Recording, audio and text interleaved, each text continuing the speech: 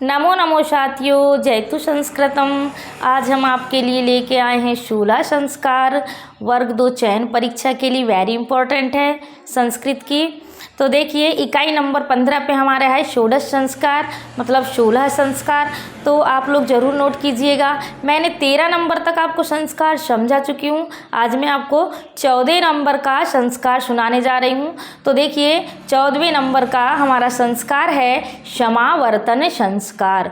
तो क्षमावर्तन संस्कार क्या होता है ये मैं आज आपको समझाऊंगी। आप लोग ज़रूर नोट कीजिएगा और मेरा यूट्यूब चैनल है कविता सुरेश पवार को लाइक कीजिएगा, शेयर कीजिएगा, सब्सक्राइब कीजिएगा और बेल आइकन प्रेस कर दीजिएगा, जिससे आगे आने वाली नोटिफिकेशन आपको मिल जाया करेंगे। तो देखिए आज हमारा 14वें नंबर का संस्कार है क्षमावर्तन संस्कार। क्या होता है आज हम पढ़ेंगे क्षमावर्तन संस्कार। तो देखिए अध्ययन की समाप्ति पर गुरु द्वारा, अध्ययन की समाप्ति पर गुरु द्वारा जब विद्यार्थी का अध्ययन समाप्त हो जाता है तो गुरु द्वारा दीक्षा दी जाती है, उसे दीक्षांत अथवा क्षमावर्तन संस्कार कहा जाता है। तो अध्ययन की समाप्ति पर गुरु द्वारा दीक्षा दी जाती है, उसे दीक्षांत अथवा क्षमावर्तन संस्कार कहा जाता है। तो क्षमावर्तन का अर्थ है गुरुकुल से शिक्षा ग्रहण करने के बाद घर की ओर लौटना। तो देखिए क्षमावर्तन का अर्थ क्या है, गुरुकुल से शिक्षा ग्रहण करने के बाद घर की ओर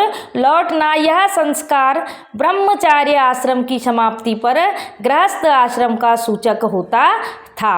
तो ये जो संस्कार है हमारा, कौन सा संस्कार, क्षमावर्तन संस्कार। तो जब हम ब्रह्मचार्य आश्रम की समाप्ति हो जाती है हमारी, जब हम अध्ययन की समाप्ति हो जाती है तो गृहस्थ आश्रम की ओर हम लौटते हैं। तो इसका क्या है, ये सूचक है। इस संस्कार पर विद्यार्थी कलशों के जल से स्नान करता है। तो ये जो संस्कार होता है तो विद्यार्थी क्या करता है कि जो कलश होते हैं उसके जल से क्या करता है, स्नान करता है। अतः इसे स्नान संस्कार भी कहा जाता है। तो आप लोग याद रखिएगा कि जो समावर्तन संस्कार है उसे स्नान संस्कार भी कहा जाता है, इसे शिक्षणकालीन संस्कार भी कहा जाता है। तो समावर्तन संस्कार को स्नान संस्कार भी कहा जाता है और इसे शिक्षणकालीन संस्कार भी कहा जाता है। आप लोग जरूर नोट कर लीजिएगा अपनी कॉपी में। अब देखिए हमारा 15 नंबर का संस्कार है विवाह संस्कार। 15 नंबर का हमारा संस्कार क्या है, विवाह संस्कार है। तो विवाह संस्कार में क्या होता है, आप सभी लोग जानते होंगे कि विवाह संस्कार क्या होता है, लेकिन हमें सिलेबस के अनुसार तैयारी करना है। तो देखिए विवाह संस्कार द्वारा ब्रह्मचर्य आश्रम से गृहस्थ आश्रम में प्रवेश होता है। विवाह संस्कार द्वारा ब्रह्मचर्य आश्रम से गृहस्थ आश्रम में क्या होता है, प्रवेश होता है। तो जब हम अध्ययन समाप्त कर लेते हैं, ब्रह्मचर्य आश्रम की समाप्ति हो जाती है, उसके बाद क्या होता है कि गृहस्थ आश्रम में प्रवेश होता है। तो विवाह संस्कार द्वारा ब्रह्मचर्य आश्रम से गृहस्थ आश्रम में प्रवेश होता है। इसे उद्दाह संस्कार या ग्रह प्रत्य संस्कार भी कहा जाता है। तो आप लोग जरूर नोट कीजिएगा कि विवाह संस्कार द्वारा ब्रह्मचार्य आश्रम से गृहस्थ आश्रम में प्रवेश होता है, इसे उद्दाह संस्कार या ग्रहपत्य संस्कार भी कहा जाता है। लगभग 25 वर्ष तक ब्रह्मचार्य व्रत का पालन करने के बाद युवक होता है वो परिणय सूत्र यानी विवाह बंधन में बंधता है। तो आप लोग नोट कर लीजिएगा कि 25 वर्ष तक क्या करता है, वो ब्रह्मचार्य व्रत का पालन करता है, उसके बाद वो परिणय सूत्र यानी विवाह संस्कार मतलब परिणय सूत्र विवाह बंधन में बंधता है। हमारे शास्त्रों में 8 प्रकार के विवाह का वर्णन है। तो जो हमारे शास्त्र हैं उसमें कितने प्रकार के विवाह का वर्णन है, तो 8 प्रकार के विवाह का वर्णन है। तो देखिए पहला हमारा है ब्रह्म विवाह, देव विवाह, आर्ष, प्रजापत्य, आसुर, गंधर्व, राक्षस, पैशाच। सर्वश्रेष्ठ विवाह किसे माना गया है, ब्रह्म विवाह को सर्वश्रेष्ठ विवाह माना गया है। तो देखिए 8 प्रकार के जो विवाह हैं तो ब्रह्म, देव, आर्ष, प्रजापत्य, असुर, गंधर्व, राक्षस, पैशाच और सबसे सर्वश्रेष्ठ विवाह अगर हमारे परीक्षा में आ जाए कि सबसे सर्वश्रेष्ठ विवाह किसे माना गया है, तो सबसे सर्वश्रेष्ठ विवाह ब्रह्म विवाह को माना गया है। आप लोग जरूर नोट कीजिएगा। हमारा 16 नंबर का संस्कार है अंत्येष्टि संस्कार।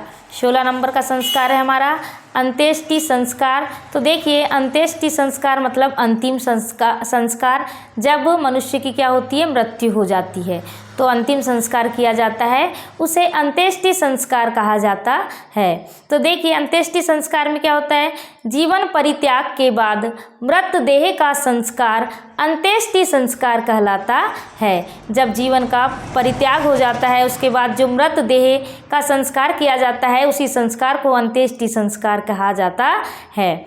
तो देखिए मृत शरीर को स्नान कराकर पुष्पमाला से सजाकर अर्थी से ले जाकर शमशान में दाह किया जाता है, उसे अंत्येष्टि संस्कार कहा जाता है। तो देखिए तीसरे दिन उसकी अस्थियों को एकत्रित कर पवित्र नदी या तीर्थ के जल में विसर्जित कर दी जाती है। जब तीसरा दिन होता है तो उनकी जो अस्थियां होती है उसको एकत्रित करके कहाँ ले जाया जाता है, पवित्र नदी या तीर्थ के जल में विसर्जित कर दी जाती है। मृत आत्मा के लिए पिंडदान आदि का भी विधान हमारे शास्त्रों में मिलता है। तो मृत आत्मा के लिए पिंडदान करते हैं ना, आप सभी को पता है कि पिंडदान करते हैं, तो पिंडदान आदि का भी विधान हमारे शास्त्रों में मिलता है। मृत आत्मा की शांति के लिए श्राद्ध कर्म भी किए जाते हैं। तो देखिए आप लोग नोट कर लीजिएगा, पिंडदान, पितृ तर्पण, श्राद्ध आदि क्रियाएं भी इसी संस्कार से संबंधित है। तो अंत्येष्टि संस्कार से कौन सी क्रियाएं संबंधित है, तो पिंडदान, पितृ तर्पण, श्राद्ध आदि क्रियाएं इसी संस्कार से संबंधित है। इसका निष्कर्ष है हमने पढ़ लिया 16 संस्कार। तो आज हमारा क्या था, लास्ट संस्कार था 16 संस्कार। तो निष्कर्ष है जीवन को सुव्यवस्थित करने के लिए एवं आध्यात्मिक विकास के लिए ये 16 संस्कार क्या हैं, आवश्यक हैं। आप लोग जरूर पढ़िएगा और ज़रूर देखिएगा। मेरा यूट्यूब चैनल है कविता सुरेश पवार, आप लोग ज़रूर सब्सक्राइब कीजिएगा। मैं आगे भी आपके लिए वीडियो लेकर आऊँगी, आप लोग मुझे कमेंट ज़रूर कीजिएगा। तो देखिए एक ट्रिक के माध्यम से हम याद कर सकते हैं, गपू सीमा जाओ नानी से अचूक विद्या उपवेद केस पाओ। तो देखिए ग से हमारा कौन सा संस्कार हुआ, गर्भाधान संस्कार हुआ। प से हमारा पुष्पवन संस्कार हुआ। स से हमारा कौन सा संस्कार हुआ, सीमोंत नयन संस्कार हुआ। और ज से हमारा जातकर्म संस्कार। न से हमारा नामकरण संस्कार। नी से निष्क्रमण संस्कार। अ से अन्नप्राशन संस्कार। और देखिए च से चूड़ा कर्म संस्कार। क से कर्णभेद संस्कार। वी से विद्यारंभ संस्कार। आप लोग नोट कर लीजिएगा। ऊप से उपनयन संस्कार। और देखिए जाओ, ओ को मैंने काट दिया है, स से को भी मैंने काट दिया है, आप लोग जरूर नोट कीजिएगा। गप्पू सीमा जाओ नानी से अचूक विद्या उपवेद केस पाओ। तो देखिए आज हमारे 16 संस्कार समाप्त हो गए। राधे राधे, जयतु संस्कृतम।